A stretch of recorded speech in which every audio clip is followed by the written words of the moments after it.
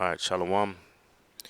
Alright, first off, I want to say all praises to Yahawah, bahasham, Yahawashi, bahasham, Kudash, double honor to our apostles and elders, the GMS, and to the elect, doing the work in sincerity and in truth, shalawam. Nazar Khad here, GMS Precepts. And real quick, I wanted to go over the scripture in Job concerning Esau, okay, in the remembrance of Esau, alright? Now, according to the scriptures, the remembrance of Esau is going to be removed, alright? It took Esau, you know, around beginning with 1776 or a little bit before that, till now, his plan of his New World Order.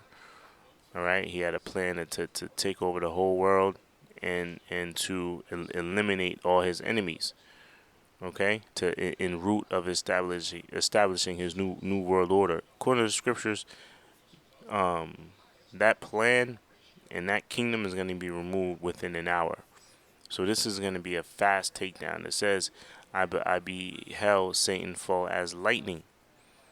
Okay, so let me just go into these scriptures. This is Job 18 and 17. It says, his remembrance shall perish from the earth, and he shall have no more name.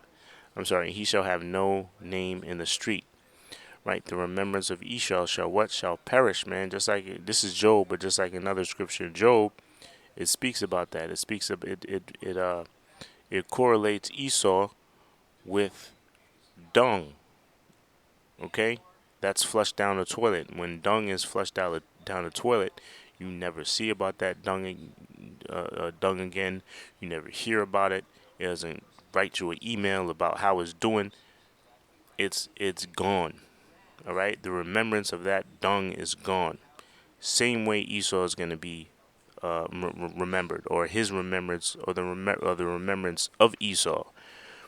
All right. It's going to perish from the earth, man. Okay, and they're gonna enjoy their natural order on the hierarchy of nations, which is on the bottom, right? The basis of men. And then after they serve their punishment, they're gonna be out of here, right?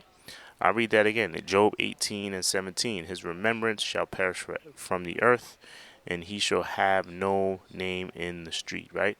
Proverbs 10 and 2. The memory of the just is blessed, but the name of the wicked shall rot. Okay?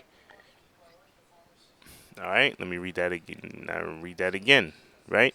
The memory of the just is blessed, which the just is who? Israel. Because Israel, you so-called Negroes, Latinos, and Native Americans were given a law. And it says, but the name of the wicked shall what? Shall rot. Okay? What else we got here? Proverbs 2 and 22. But the wicked shall be cut off from the earth, but the transgressors shall be rooted out of it. Okay? So it's constantly letting you know what's going to happen to the wicked. And we know there's wicked Israelites, there's wicked individuals of each nation, right? But when the scriptures refer to the wicked, you got to understand the context. When it refers to the wicked, we know who that's talking about. That's talking about Esau, Edom. Okay? Why? Because since they've been into rulership, they have ruled in wickedness, man. All right? They are totally adverse of anything righteous. They're totally adverse to anything righteous, and they have shown that through their rulership. They've shown that through their laws that they pass. Okay? Psalms 34 and 16, it says, the face of the Lord is against them that do evil, to cut off the remembrance of them from the earth. Okay? Cut off the remembrance of them from the earth. And that's what's going to happen to Esau. They're going to be, their remembrance is, all their so-called attributes and accolades, that's all going to be removed from the earth.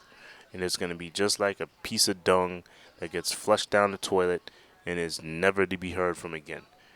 After they serve 1,000 years of slavery, pursuing the Revelation 20th chapter, you will never hear, you will never hear from Esau again. Right? You will never hear from Esau again. But they have to serve that punishment first, though. That punishment is not going away. They've got a debt to pay. All right, and it's going to be through the building up of the nation of Israel, the building up of the kingdom of Israel under Yahawah, bahasham Yahawashi. Right, back to Job. It says, "He shall be driven from light into darkness, and chased out of the world." Right, driven from light into darkness. He's gonna go from a state of Edom.